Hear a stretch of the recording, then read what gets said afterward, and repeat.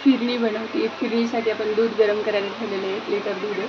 आणि तांदूळ, हे बासमती तांदूळ आहे, अख्खे बासमती. ते मी 2 तासासाठी भिजत ठेवले होते. ते आपण मिक्सरमधनं थोडेसे बारीक हलकेसे करून घेणार आहोत.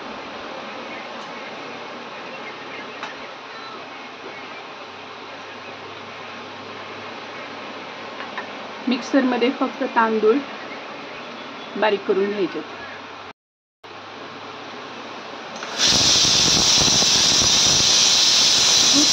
ढवळत राहायचं की ते उतू पण जाणार नाही आणि चिकटणारही नाही. ते जे बारीक केलेले तांदूळ आपण भिजत ठेवलेले आहेत ते आपण ह्याच्यामध्ये टाकायचे. तांदूळ ते थोडे बारीक केलेले पण शिजायला हवे. आणि हे सगळं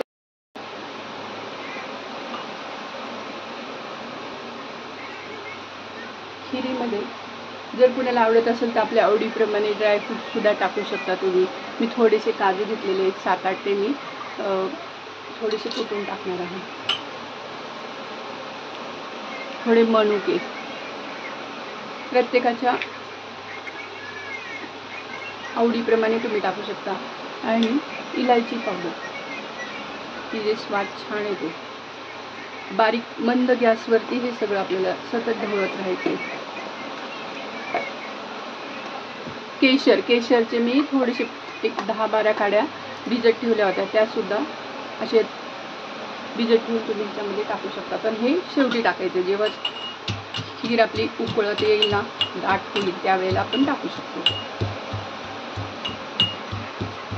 कुणाला जर आवडत नसेल दाताखाली आलेले तर त्यांनी मिक्सरमध्ये बारीक करून टाकलेले सुद्धा चालतं.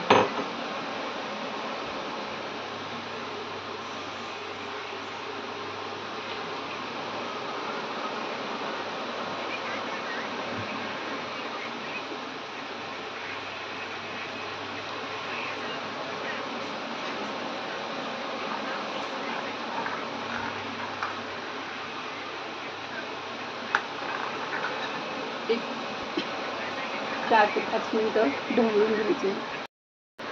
मिश्रण दूध आपण 1 लिटर घेतलं होतं, ते आता घट्ट होऊन अर्ध झालं, निम्म दूध झालेलं आहे. त्याच्यामध्ये आपण आता या स्टेजला गॅस बंद करून, कारण त्यात तांदूळ असल्यामुळे ते थंड होईल तसं ते मिश्रण असं आळत जातं, म्हणजे घट्ट होत जातं. आणि हे जे केशरच्या काड्या भिजवलेल्या आहेत ते आपण ह्याच्यामध्ये टाकणार आहोत.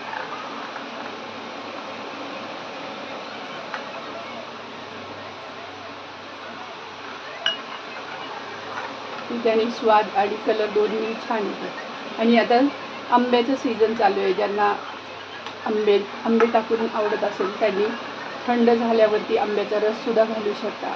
खूपच टेस्टी होते.